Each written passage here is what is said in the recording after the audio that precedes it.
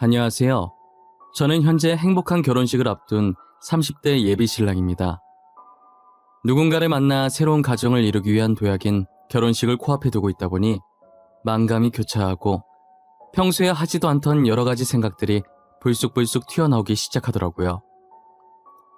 인생을 살면서 많은 일이 있었지만 그 중에서도 어릴 때 있었던 일들이 자꾸 생각이 났어요. 제 성격이 밝은 편이라 다들 제가 인생을 아무 걱정 없이 순탄하게만 살아온 줄 아세요.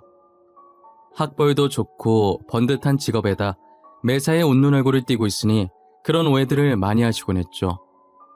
눈에 보이는 게 전부가 아닌 것처럼 저 또한 겉모습에서 보이는 것이 전부가 아니에요. 저도 어릴 적 다른 친구들이 겪어보지 못했을 많은 것들을 겪어오며 이 자리까지 오게 된 거죠. 당시엔 엄청 힘들었지만 커서 이렇게 돌이켜보니 만약 그때가 없었다면, 정말 순탄하게만 자라왔다면 제가 이렇게 잘 자랄 수 있었을까 싶은 생각이 많이 들어요. 저를 반듯하게 클 수 있게 만들어준 저의 어릴 적 추억들을 이곳에 잠시 꺼내보려고 합니다. 저는 부유하지도 그렇다고 가난하지도 않은 지극히 평범한 가정 속에서 자랐어요. 어머니와 아버지는 가족밖에 모르시는 분들이셨고 늘 사랑으로 저를 보살펴 주셨어요. 저희가 부자는 아니었지만 넘치는 정으로 마음만큼은 누구보다도 부자였던 가족이었죠. 그렇게 사랑이 넘치고 웃음이 끊이질 않던 저희 사이에 금이 가기 시작한 건 제가 초등학교 5학년이 됐을 무렵 익명의 누군가로부터 온 우편 때문이었어요. 당시 저는 방 안에서 자고 있었는데 아침부터 거실에서 어머니 목소리가 크게 들리더라고요. 평소 부모님께서 잘 싸우지도 않을 뿐더러 어머니가 화내시는 경우가 극히 드물거든요. 그래서 저는 소리 지르는 어머니의 목소리에 놀라서 자다가 거실로 뛰쳐나갔어요. 어머니 발밑에는 서류 봉투가 떨어져 있었고 어머니 손에는 사진 몇 장이 쥐어져 있었어요. 어머니는 손에 든 사진을 흔들면서 아버지께 따지고 계셨어요. 당신, 이게 뭐예요? 이 사진들, 이거 다 뭐냐고요? 옆에 있는 이 여자는 누구예요? 당신 설마 그동안 딴 년 만나고 다녔던 거예요? 그래, 맞아. 안 그래도 나 당신한테 이혼하자고 말하려고 했어. 어떻게 말해야 하나 고민하던 찰나였는데 잘 됐네. 이렇게 알게 된 거 우리 이혼하자. 진짜 미쳤어요? 저 절대 이혼 못 해줘요. 내가 누구 좋으라고 이혼해줘요? 당신 지금 제정신 아니야. 미쳐도 단단히 미쳤어. 어떻게 나한테 이래, 어떻게? 우리 더 이상 재질 끌지 말고 그냥 깔끔하게 이혼 도장 찍자. 계속 이렇게 살아봤자 서로한테 좋을 것 없잖아. 안 그래? 아니요. 전 절대 이혼 못해요. 나 버리고 딴 년이랑 잘 사는 꼴? 저 절대 못 봐요. 저랑 살기 싫으면 그냥 당신이 이 집에서 나가요. 나가는 건 안 말릴 테니까.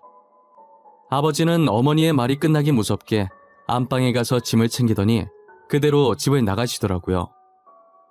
제가 당시에 아무리 어린 나이였다지만 아버지께서 저와 어머니를 버렸다는 걸 모를 수가 없었어요. 어머니께서는 아버지가 짐을 싸서 나가는 뒷모습을 보다가 문이 완전히 닫히고 나서야 들고 있던 사진을 내팽개치고 그 자리에 주저앉아 엉엉 우셨어요. 저는 도대체 무슨 사진인가 싶어 바닥에 떨어진 사진을 조심스럽게 제 쪽으로 끌어당겨서 봤는데 남자 한 명과 여자 한 명이 마주보고 앉은 게 아니고 나란히 앉아있는 그런 사진이더라고요. 그렇다고 그 두 사람 앞에 다른 사람이 앉아있거나 그런 것도 아니었어요. 저는 왜 저렇게 앉았는지 조금 특이하다고 생각했고 이게 진짜 불륜이 맞나 의심이 들었어요. 왜냐면 뒷모습만 찍혀서 여자 얼굴은 보이지가 않았고 아버지 얼굴만 비스듬하게 보였었거든요. 그런데 살짝 보이는 아버지 표정이 연애하는 사람치고는 그리 밝지도 않았어요. 하지만 아버지가 직접 그렇다고 하니 바람 피운 게 맞는 거겠지 했어요. 아버지는 그렇게 집을 나간 뒤로 끝까지 저희 곁에 돌아오지 않으셨어요. 어머니는 아버지가 바람나서 도망간 이후로 늘 술만 마시며 세월을 보냈어요. 저희 가정은 그날 이후로 웃음소리는커녕 평범한 대화소리도 들리지 않게 되었죠. 어머니가 술잔을 기울이는 소리와 흐느끼는 소리만 집안을 가득 채울 뿐이었어요. 술만 드시는 어머니는 하루하루 말라가기 시작하셨고 저는 그런 어머니가 걱정되기 시작했어요. 제게 남은 건 이제 어머니뿐인데 어머니마저도 제 곁을 떠날까봐 많이 무서웠죠. 아버지는 이렇게 가정을 풍비박산으로 만들어 놓고 집을 나갔으면 잘 살기라도 하던지 어떻게 부고 소식으로 저에게 찾아올 수 있을까요? 언젠간 다시 돌아오겠지. 언젠간 예전처럼 살 수 있겠지 하는 제 기대를 완전히 밟아버리고 싸늘해진 몸으로 저희 앞에 돌아온 아버지가 너무 원망스러웠죠. 어머니는 핏기 없는 아버지를 보며 마누라 자식 버리더니 잘 됐다고 꼴 좋다고 마음에도 없는 소리를 하시다가 결국 눈물을 보이시고 말았어요. 의사 선생님이 말하길 아버지의 사망 원인은 혈액암이었어요. 혈액암은 지금도 완치하기 까다로운 병인데 지금보다 의학 기술이 떨어지는 그 당시에는 어땠을까요? 아마 저희가 아버지께서 병에 걸린 걸 알았더라도 약으로 생명을 연장시킬 방법뿐이었을 거예요. 어머니는 가족을 버린 아버지가 미울 만도 한데 장례식을 다 챙기더라고요. 저 같았으면 괘씸해서 모르는 사람인 양 못 본 척하고 지냈을 것 같은데 말이에요.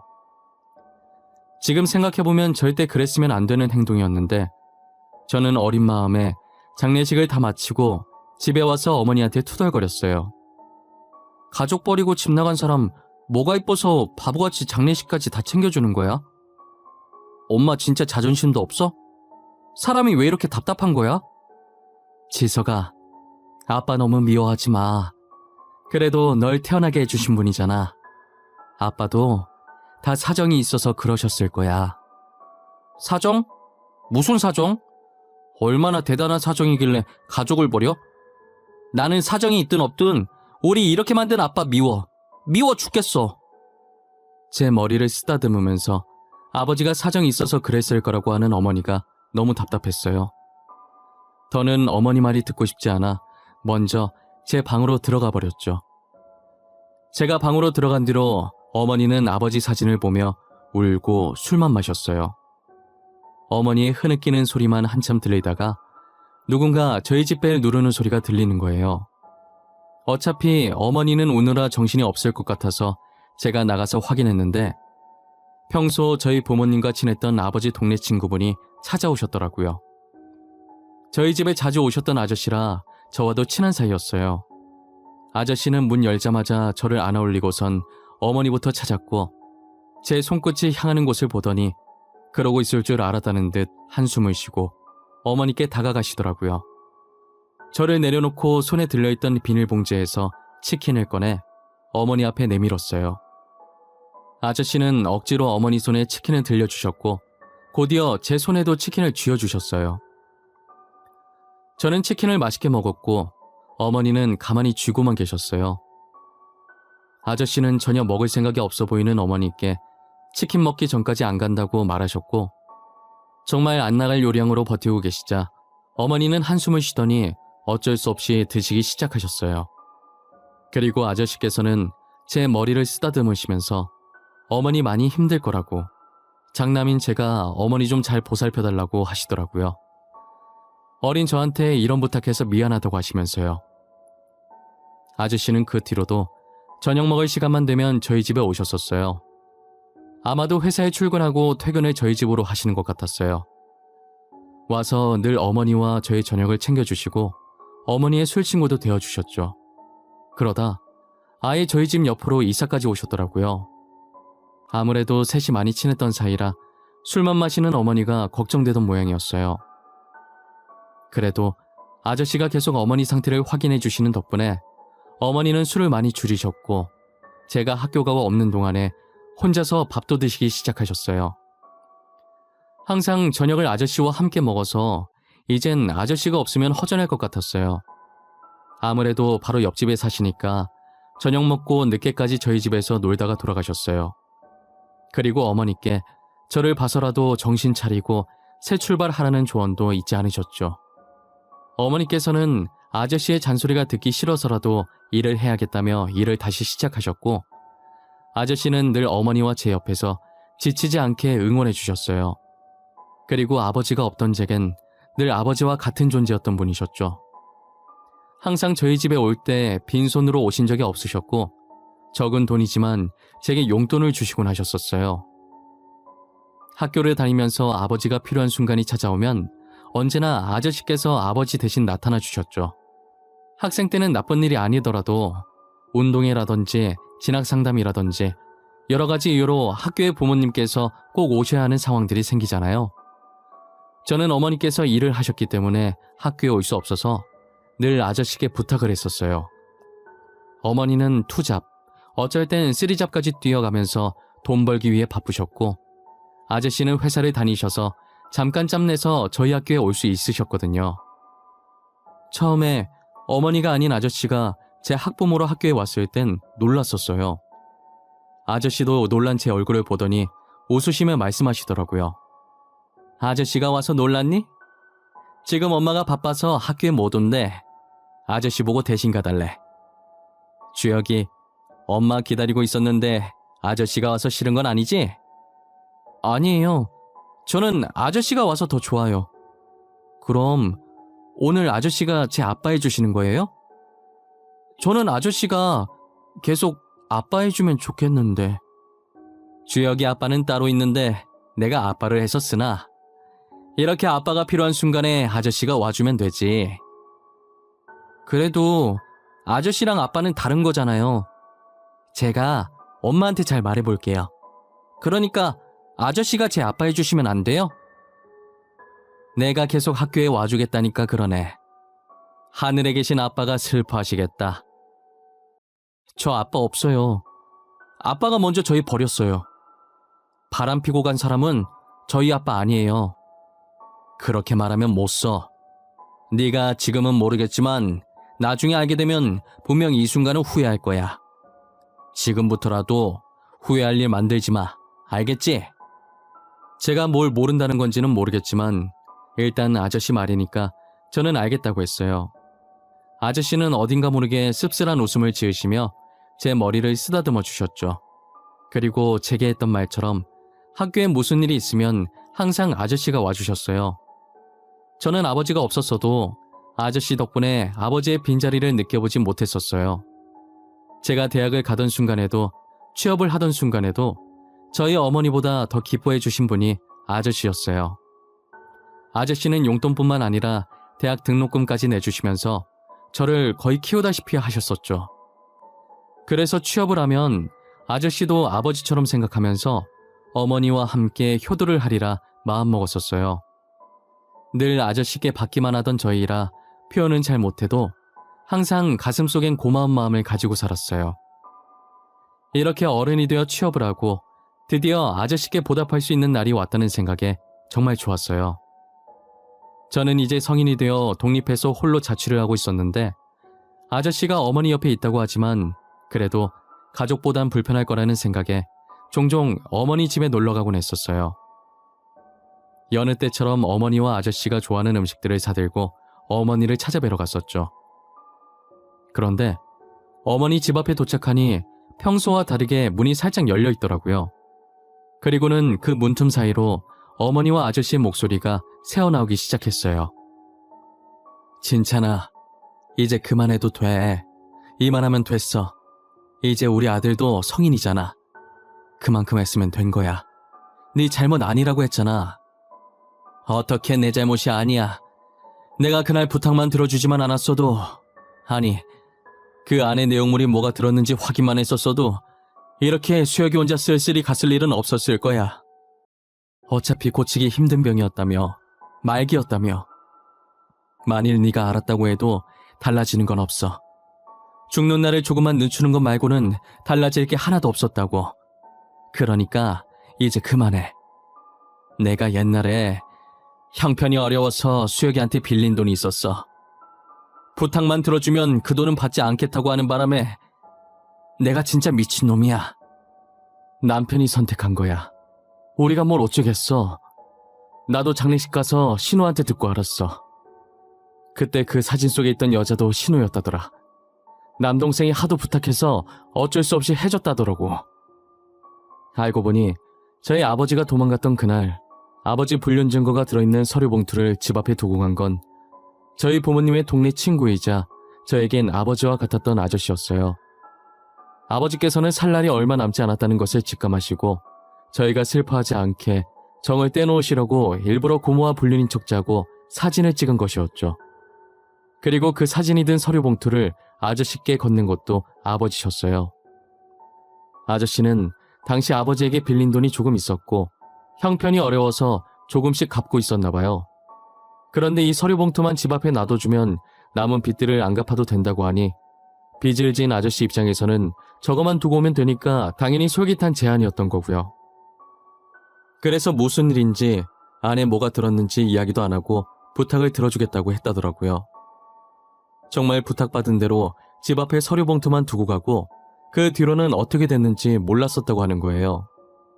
아버지가 죽기 이틀 전에 어머니가 걱정되어 결국 아저씨를 불러서 사실대로 말해줬고 아저씨는 그제서야 자신이 한 짓이 어떤 짓이었는지 알게 된 거죠.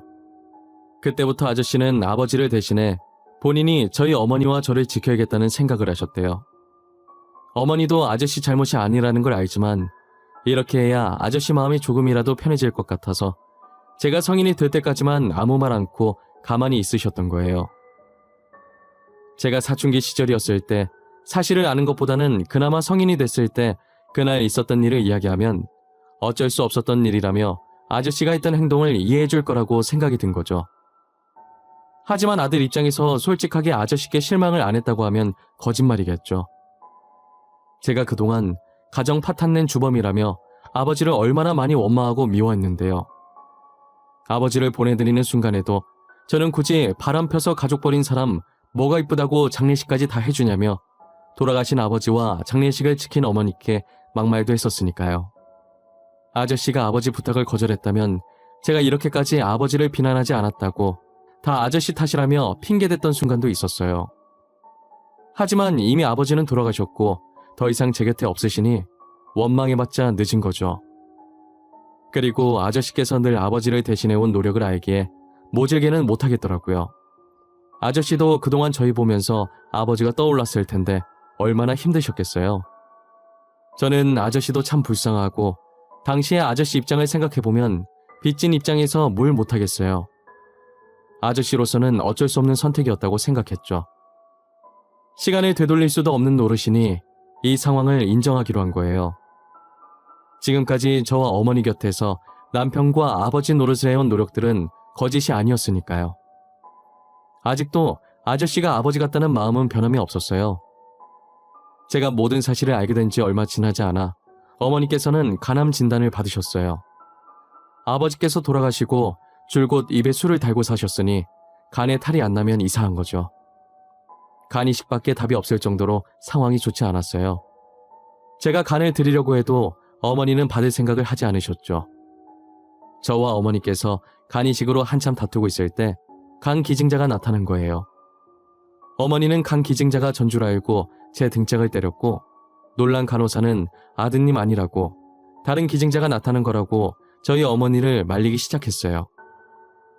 간호사 말을 듣고는 어머니께서 멋쩍은 미소를 지으면서 머리를 긁적이시더라고요. 그리고 과일을 들고 뒤이어 들어온 아저씨는 간 기증자 소식을 듣고 좋아했어요. 간 기증자가 나타났다고? 이렇게 빨리 나타날 줄은 몰랐는데 다행이다. 정말 다행이야. 수술은 빨리 해야 되고 우리 간은 안 받겠다고 난리치는 통에 내가 얼마나 걱정했는지 몰라. 내가 너네 간 안 받겠다고 난리쳐서 다행이지. 이렇게 금방 기증자 나타났는데 굳이 왜 너네 간을 받아? 너네라도 튼튼한 간으로 건강하게 살아야지. 그래, 우리 간 지켜줘서 너무 고맙다. 네 덕분에 건강하게 살겠어 아주. 얼른 수술 받고 괜찮아져야 될 텐데. 수술하고 나서는 술 먹지 마. 알겠어? 당연히 그렇게 해야지. 나 이제부터 술 아예 입에도 안 댈 거야. 우리 아들 결혼하는 거 보고 죽어야 되니까. 이제부터라도 간 건강 열심히 챙겨야지. 맞다. 너 수술하는 동안 나는 옆에 못 있어주겠네. 급하게 출장이 잡혀서 일주일간은 못 올 거야. 보고 싶다고 울고 있지 말고. 보고 싶긴 누가 보고 싶어. 하도 붙어 있어서 이젠 반갑지도 않아. 내가 재혼을 못한 게 너 때문인 것 같아. 너만 없었어도 내가 잘난 남자 만나서 재혼했을 텐데. 어머니는 기증자 생겼다는 기쁨에 아픈 것도 잊으셨는지 이내 아저씨와 장난을 치기 시작하셨어요. 아저씨는 늘 심각한 일에도 저희 걱정을 덜어주시려고 이런 식으로 장난을 치곤 했어요. 그러다 보면 마음이 가벼워져서 해결책을 더 빨리 찾을 수 있었고 별거 아닌 일처럼 느껴졌어요. 매사에 걱정이 많은 어머니와 제게는 그런 아저씨의 존재가 많이 컸죠. 어머니의 수술날 말씀처럼 출장에 갔는지 아저씨께서 보이지가 않았어요. 저희 얼굴은 안 봐도 전화는 바로바로 받으셨던 분인데 전날부터 전화도 안 받으시더라고요. 어머니를 먼저 수술실로 보내고 다시 한 번 더 전화를 했는데 여전히 안 받으셔서 일을 하느라 안 받는 건가 싶은 생각에 신호만 가는 전화를 끊었어요. 전화를 끊고 앞을 봤는데 어머니께 간을 기증한 사람으로 보이는 환자가 뒤이어 수술실로 들어가려고 준비 중이더라고요. 저는 무심결에 침대 위에 환자 얼굴을 쳐다보게 됐는데 굉장히 낯익은 얼굴이 침대에 누워있는 거예요. 저를 발견하고 살짝 미소를 띈 그 환자는 저희에게 출장을 간다고 했던 아저씨였고 제가 무어라 말을 꺼내기도 전에 수술실로 들어가 버렸어요. 간을 안 받겠다고 난리치는 어머니 몰래 아저씨께서 간 검사를 받고 익명으로 간 이식을 해주신 거죠. 아저씨는 아버지께 진 빚을 갚기 위해 저희 옆에 붙어 계셨지만 저희를 향한 마음은 자신의 간까지 망설임 없이 내어줄 만큼 진심이셨어요. 다행히 두 분의 수술은 성공적으로 끝났고 회복도 빠르고 좋았어요. 어머니께서는 나중에 아저씨께서 간을 기증해 주신 걸 알고서는 간호사에게 간을 다시 꺼내달라는 말도 안 되는 소리를 하셨고 아저씨는 기가 찬다는 표정으로 보고 계셨어요. 그 모습을 가만히 지켜보는데 어머니도 혼자시고 아저씨도 결혼을 안 하셔서 혼자라 남은 인생 두 분이서 이렇게 장난도 쳐가면서 같이 지내면 어떨까 싶더라고요. 그래서 진심 반 농담 반 담아서 같이 살면 안 되냐고 여쭤봤어요. 두 분은 언제 봐도 사이가 참 좋아. 맨날 저렇게 싸울 것처럼 장난은 치는데 안 싸우잖아. 이참에 둘이 같이 사는 거 어때요? 어차피 아저씨 우리 엄마 집에 퇴근하잖아요. 차라리 욕을 해 이거사. 어디서 말 같지도 않은 소리야. 내가 매번 얘 저녁상 차리는 것도 귀찮아 죽겠는데 같이 살면 아침도 차려줘야 하잖아. 너도 아침 먹잖아.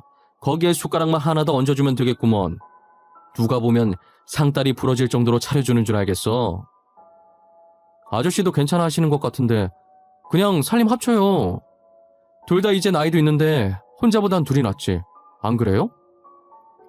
제 말에 아저씨는 싫은 눈치가 아니셨지만 어머니는 조금 고민이 되는 눈치더라고요. 그래서 제가 몇 번 푸시해줬고 어머니께서는 골똘히 생각해보시더니 아저씨랑 살면 심심해할 것 같진 않다고 하시면서 괜찮은 반응을 보이셨어요. 저는 어머니 생각이 바뀌기 전에 얼른 몰아붙여야겠다는 생각에 그 뒤로는 두 분 혼인신고를 재촉했고 결국 제 성화에 혼인신고를 하시고 살림을 합치셨어요. 제 예상대로 두 분은 티격태격하시면서도 재미나게 사시더라고요. 고향 친구라서 그런가 말도 잘 통하시는 게 진작에 잘되게 밀어드릴 걸 그랬다고 조금 후회했어요. 이제라도 쓸쓸하지 않게 남은 인생 지금처럼 싸우지 않고 재미나게 보내셨으면 했죠. 이제 어머니 옆에는 아저씨가 계시니 저도 안심하고 장가를 가도 될 것 같더라고요. 그래서 여자친구를 집에 데리고 와 인사를 드렸는데 어머니께서 너무 마음에 들어 하시고 처가댁도 저를 마음에 들어 하셔서 얼른 상견례 잡자고 하는 통에 상견례까지 속전속결로 끝냈어요. 하지만 여자친구가 인사를 드렸을 때도 상견례 때도 아저씨께서는 같이 오시지 않으셨어요. 아무래도 제 친아버지가 아니기 때문에 자신이 그 자리에 가는 것은 예의가 아니라는 생각을 했나 봐요.